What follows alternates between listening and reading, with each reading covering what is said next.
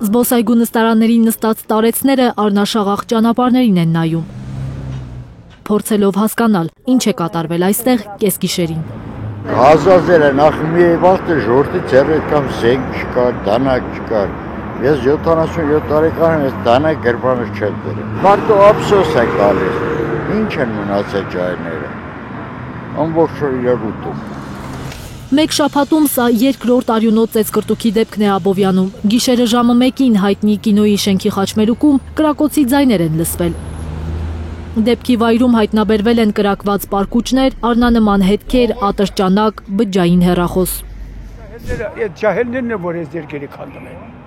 Ուղեղները չի աշխատում, քեզ դանակահարում, թույլ մարդն է դանակահարում։ Ուժեղ մարդը, բիլակիտեր մարդը չի դանակահարում։ Դեպքի վայրում կա նաև երկու կնիկված ավտոմեքենա, բնակիչների խոսքով ծեծկրտուքի մասնակիցների մեքենաներն են։ Դրանցից մեկի մեջ գարեջրի շշեր կան, աբովյանցիները չեն բացառում, որ ծեծկրտուքի մասնակիցները խմած են եղել։ 3 վիրավոր կա, մեկը Աբովյանի բժշկական կենտրոնում, երկուսը Սուրբ Գրիգոր Լուսավորիչ բժշկական կենտրոնում։ Երկուսի վիճակը բժիշկները գնահատում են ծայրահեղ ծանր։ Մարդկանց խոսքով վիրավորները եղբայրներ են, լավ տղաներ են ասում են։ Նման դեպքերից խուսափելու համար պարեկները հենց գիշերը պետք է հսկողություն իրականացնեն։ Մութ գործերը մութ ժամանակ են անում։ Գիշերը պետք է ֆռան,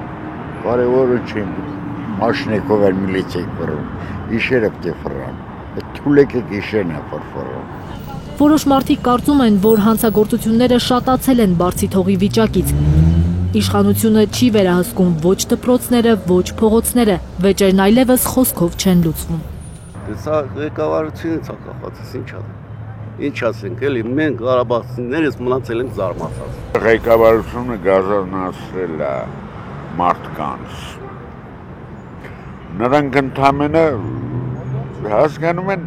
ուժով է հարցը լուծում, չէ, ուղեղով պետք է լուծվի։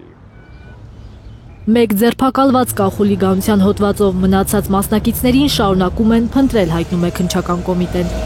Հարուցվել է քրեական գործ սպանության փորձի, առողջությանը միջին ծանրության վնաս հասցնելու, ապօրինի զենքի շրջանառության և խուլիգանության հոդվածներով։ Զարուհի Սահակյան, Աշոտ Մնոյան, Գագիկ Տեր-Ղազարյան, Հայլուր։ Հայաստանում և աշխարհում տեղի ունեցող իրադարձությունների մասին առաջինն իմանալու համար բաժանորդագրվեք մեր ալիքին, սեղմեք զանգակը, որ բաց չթողնեք ամենահրատապը, ամենակարևորն ու հետաքրքիրը։